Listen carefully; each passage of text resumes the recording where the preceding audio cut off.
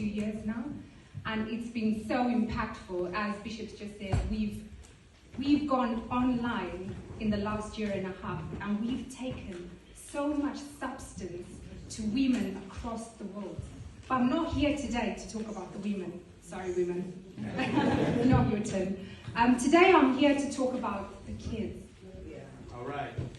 Our young kids. The future generations to come. The ones that are going to impact the world long after we are gone. So today we want to give them the spotlight. I'm going to start, first of all, by telling a story. I hope you'll allow me. I know that we're in church. And I know that, mostly we go straight into the Bible verses. But I want to start with a story. I'm going somewhere with this, so just stay with me. So I'm going to speak about a little girl. I know Gozen started a story as well about a girl. But this girl is not a girl from the Bible. This is a real life girl. Like, how many of you have heard the story Once Upon a Time?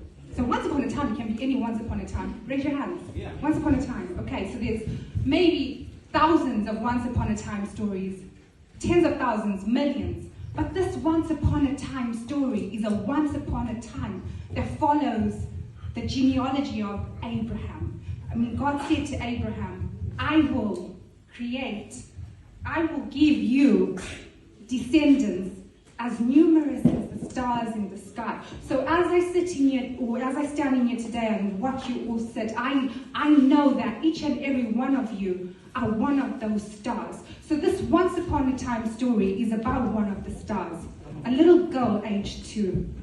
I might go a little bit deep with this, but she's standing in her front room. Her daddy's saying goodbye to her and she's crying out, Daddy, don't go, don't leave me. My mom's left me. Now you're leaving me, don't go. And she's crying and crying for her dad and holding onto him so tight that someone has to come and peel her off her dad. 2 years before, she's 6 months old, and the same girl is taken from her mum and entrusted into her grandmom's and her dad's care. Now her dad is gone. Her mum is gone. She's looking around and thinking, who do I have left? Grandmother and grandfather. Her grandmother was very distant, very dismissive, very unattached. And this young girl, all she needed was love. She needed to belong. She was told all the time that you're ugly, you're stupid, you will not amount to anything. Sit down and be quiet. Children are meant to be seen and not heard. She had this word in her head. At the age of 6 years old, God told her, be strong and of good courage. Do not fear, do not be afraid of them. For the Lord your God, He is the one that goes with you. He will not leave you nor forsake you. So what did she do? She created a space that was good for her, that was conducive to her growth, where she was going, a place where she could hear from God, a place where she could speak what God is putting into her. Like, I don't know how many of you have been to Africa. I know this crowd is mainly Caribbean.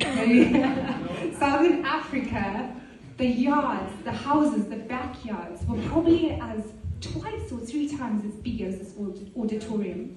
And every summer, the workers would go into the backyard and field it, cultivate it, and plant a crop that they call maize meal. I'm sure you know it as corn. So they would go in with their picks and their shovels, and she would be there behind them with her pick and with her shovel, cultivating the land and planting seed. And when that maize meal grew as tall as her, and even taller, she built a podium. She built a podium where she stood on that podium and she spoke to that meal, that maize, as if it was her friends, as if it was her family. She was telling them of the plans that God had given her in her mind.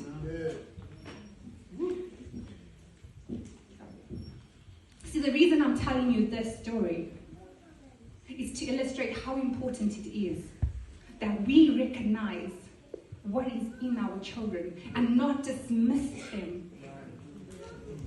Because God has planted in them everything that they need. You know that as an adult. God has planted everything that you need from the time you were a child to now as an adult. Proverbs 22 verse 6 tells us that we should train a child the way he should go, and when he is old, he will not depart from it. Jeremiah 1:5 says, before I formed you, I knew you. Before you were born, I sanctified you and I ordained you a prophet amongst the nations. So God knew each and every one of us distinctly before we arrived in this world. So is it possible for us to know our children? See, I studied psychology a few years ago as an adult, right? I was a little bit behind. But one of the most important topics I learned or studied modules was on child development, cognitive child development. See, cognitive is the mind. It's all about the mind. And we know that